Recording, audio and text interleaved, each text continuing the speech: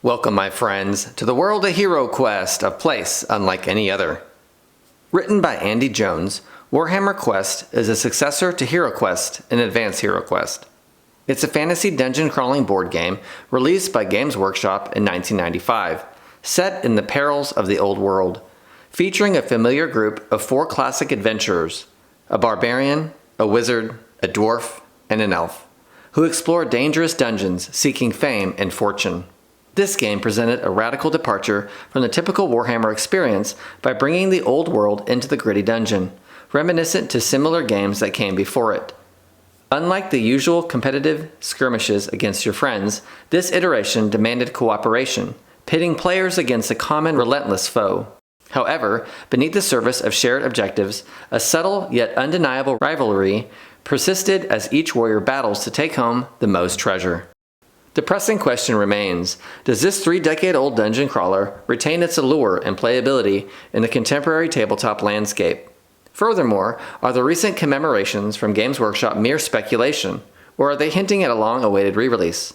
In today's video, I will unveil my meticulously crafted homebrew version of this classic title, detailing the intricate process and design choices involved in its recreation. I'll show you exactly where I cut cost and where I decided to invest my gold more heavily. This is the Fair Weatherman.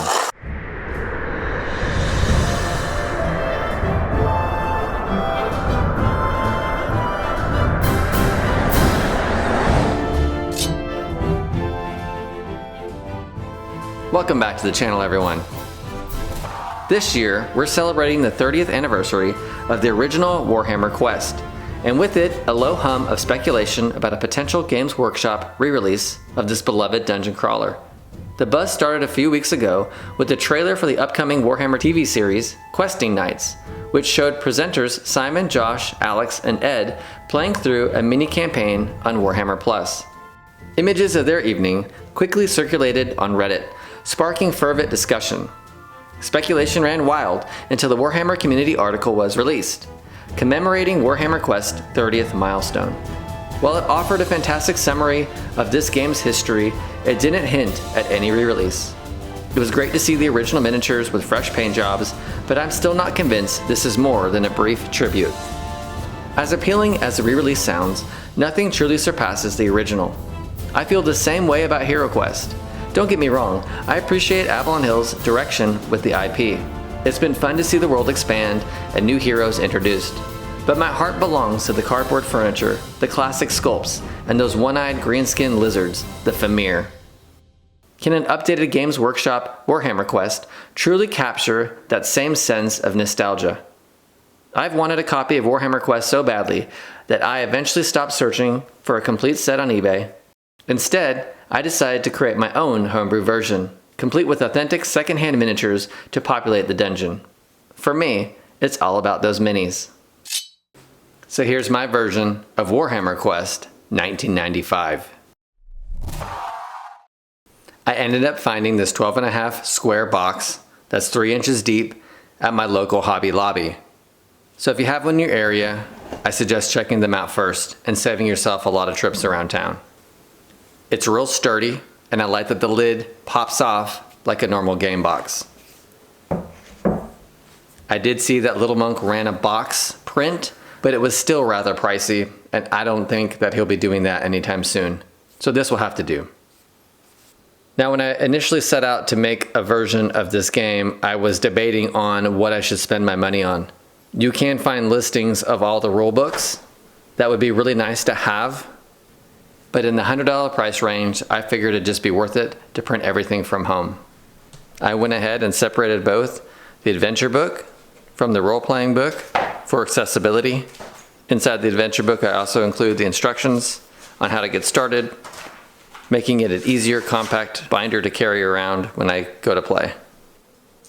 The decks of cards were another thing that you can find on eBay, but finding all 4 complete decks in one listing was next to impossible. And this is something you can also print from home fairly easily. The dungeon deck has all the cards needed to draw up your dungeon. One of the issues that I had was making sure that the card art was centered on both sides.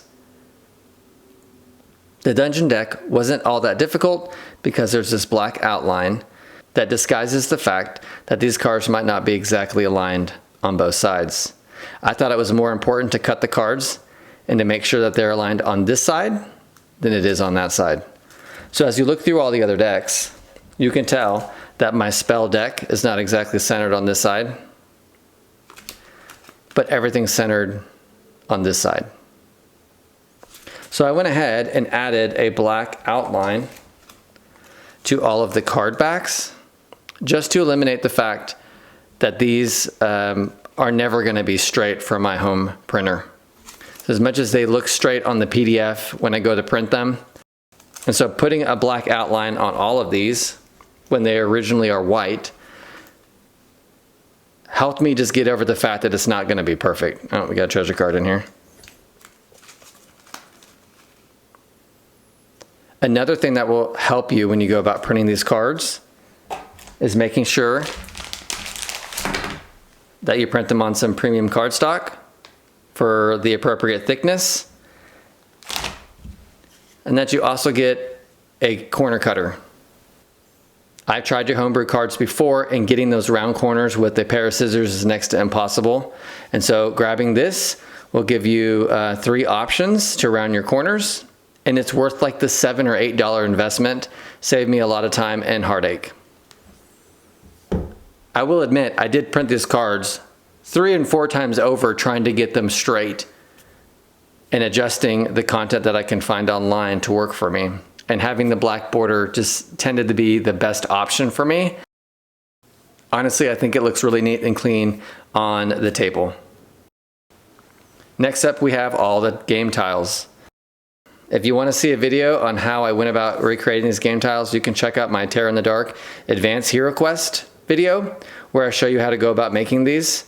I use the same trifold board for these, the leftover parts that I didn't use in the original build.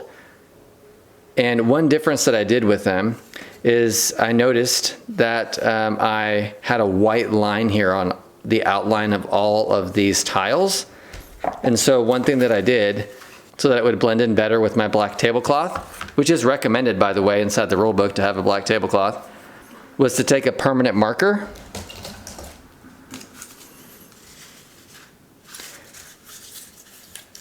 and just color all of the edges. And that way everything blends in a bit better on the board.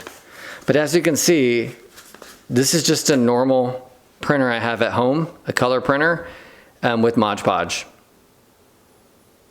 Something any one of y'all can do with a hobby knife in a couple hours of your time, but it's extremely worth it to not spend the money for the original tiles on eBay.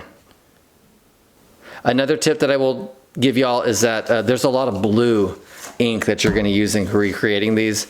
And so when you go over with Mod Podge and you wet that cardstock, that dark blue ink will run. So be careful not to oversaturate it and to clean your brush when you get to some of the lighter tiles so you don't run that blue ink over them. I had to reprint and cut out a couple of the equipment cards for our heroes because some of them got darkened up and I wasn't happy with them when everything dried.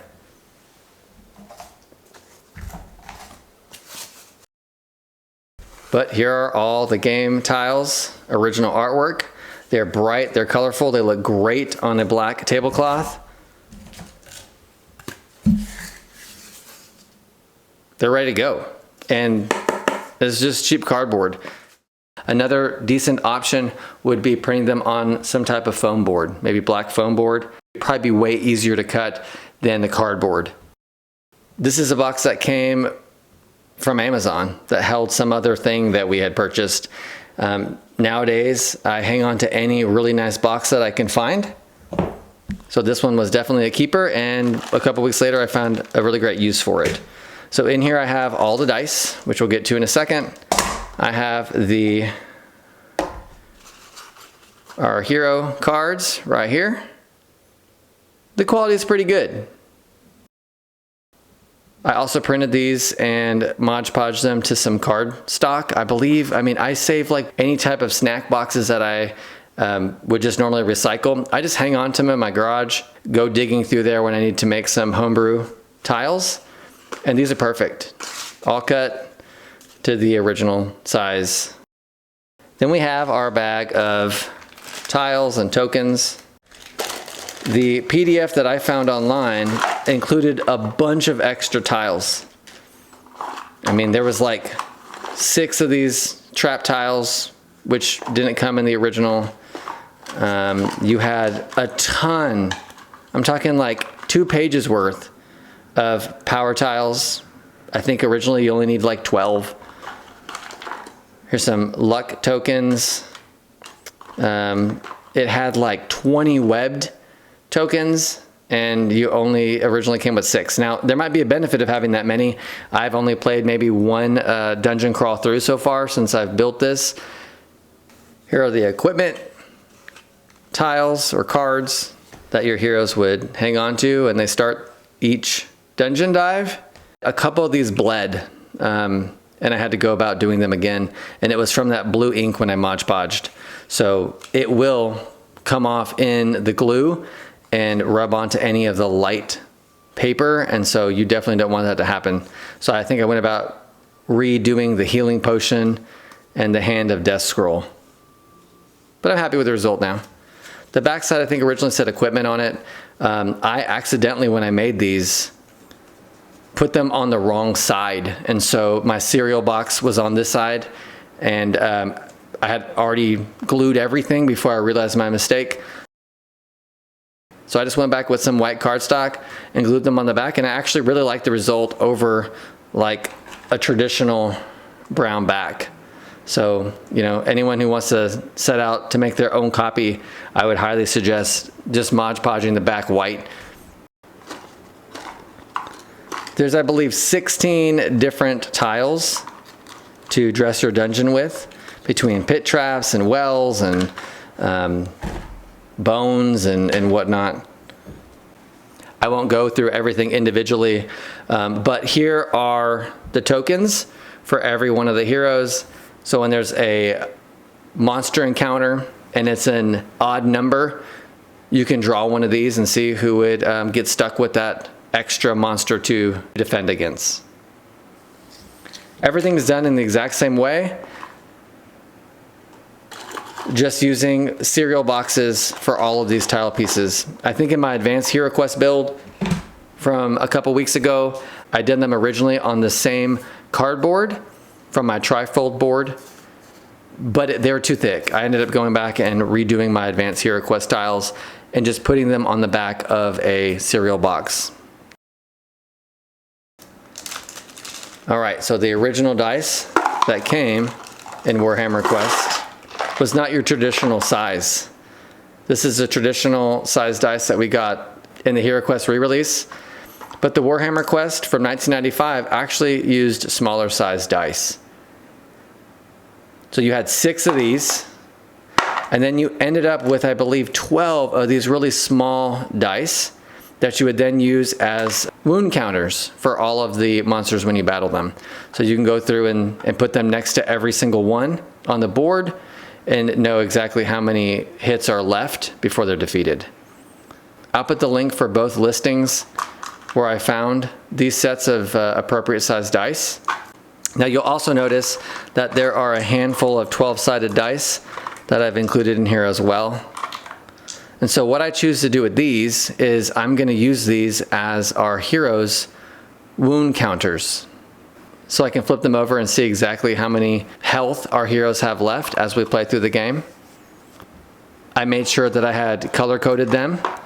And as you can tell, the wizard's not going to get more than a D12 when they roll.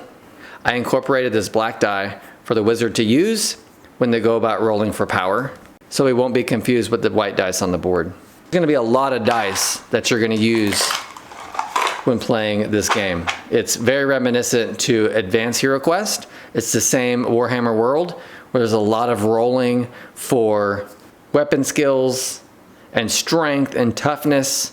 So if you're familiar with Advanced HeroQuest, this is in the same world and traditional gameplay from Games Workshop in the 90s.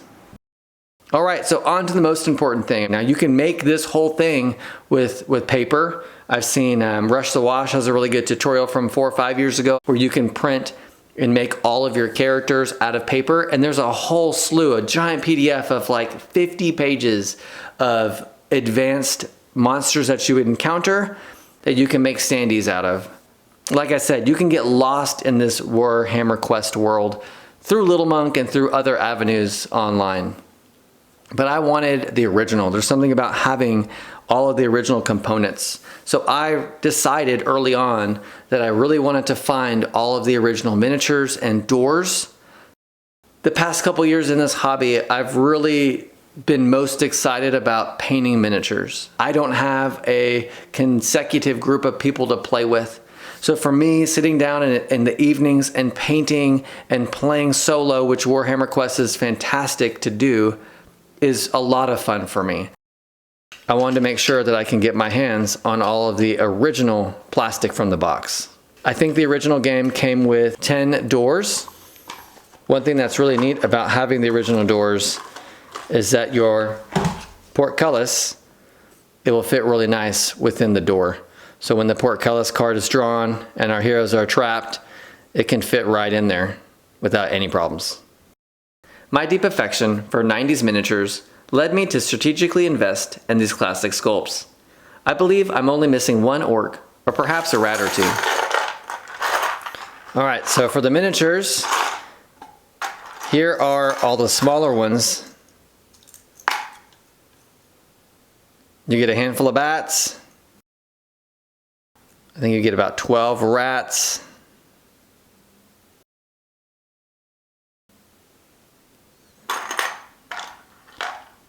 You get a bunch of snotlings. These guys are awesome. And they're just itty bitty. I was really surprised at how small they are. When I went about printing the tiles, I made sure that I had the appropriate sizing, and it was all over the place that it was 30 millimeters. And so I was shocked when these finally arrived at how small some of these monsters are. This is the exact, oh, here we go. We got a spider that got stuck here to the Minotaur's leg. All right now, it's an attack. Whose side are you on anyway, spider?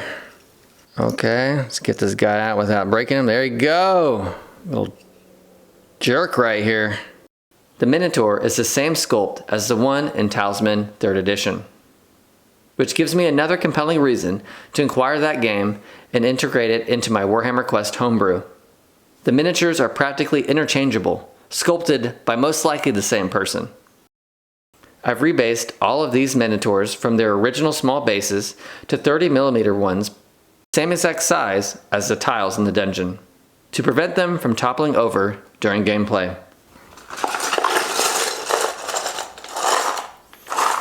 Alright, we also get some orc archers. We have, let's see here, some Skaven. I'm going to be painting Skaven for months between Advanced HeroQuest and these. You have some Orc Warriors. Look at that. Awesome. I really like these Night Goblin Archers with their little hats. I think they're going to be great world building for HeroQuest and Advanced HeroQuest, as well as the Goblin Spearmen. Now these all originally came with shields that my listing that I've purchased on eBay didn't have. So I'm going to have to pick up some shields from around the same time and shield some of them up. Now to round out the miniatures found in the original box are the heroes. The wizard, the barbarian, the elf. Now you may be wondering where the heck the dwarf is. Apparently everyone was in 1995, as the dwarf was absent from the box art. You'll also notice that all 4 of the heroes on the back of the box photo were Talisman 3rd edition replacements, as the miniatures were not quite done at the time of the photo shoot. My own quest to acquire the dwarf hero mirrored this delay. I easily found the barbarian, elf, and wizard, but the dwarf hero proved elusive. I eventually tracked him down, though he cost me a bit more treasure than I planned. I've recently rebased all of our heroes onto the standard 25mm round bases to match those in Advanced HeroQuest. My goal is to use them interchangeably as expanded characters for both games, but I'll delve more into that in future videos. If you're like me and you're interested in owning a copy of Warhammer Quest, making it is by far the easiest way to get your hands on one. For about $100, you can acquire the material to make yourself a set like mine, with standee miniatures instead of the figures. And if you're an enthusiastic hobbyist, you probably have things like a hobby knife, cardstock, Mod Podge, binders and card sleeves, where you won't have to even spend that much. With a couple hours, over a few days, you'll be able to craft your own version of Warhammer Quest and hit the dungeons with your friends. The recent HeroQuest re-release has sparked a resurgence in the tabletop RPG community, drawing many back to the hobby. A significant number of these returning enthusiasts aren't just collecting Avalon Hill's new content, they're also seeking out the vintage games that first ignited their passion for wargaming. I'm certainly among them. My journey into vintage Games Workshop titles, particularly Warhammer Quest, began with my deep dive into HeroQuest. It was through starting my HeroQuest channel and engaging with the community that I even discovered Warhammer Quest's existence. I owe a huge thank you to Nameless for inviting me to the HeroQuest fans, where I've connected with amazing people like Kurgan, Ribby, and many other dedicated fans. Their enthusiasm for tabletop gaming is truly infectious, like a zombie in a dark dungeon. Imagine the impact a Warhammer Quest re-release could have on the fandom. While I'm not convinced Games Workshop will do more than offer a fleeting wave of nostalgia on Warhammer TV, here's to keeping that dream alive. If not for me, then for dedicated fans like Miguel at Rush the Wash, whose love for Warhammer Quest knows no bounds. If you like what you saw today, please make sure you like, comment, and subscribe for more future HeroQuest and Wargaming RPG tabletop game content. As always, your very survival depends on your ability to work together, for no true hero stands alone. Come, let the quest begin.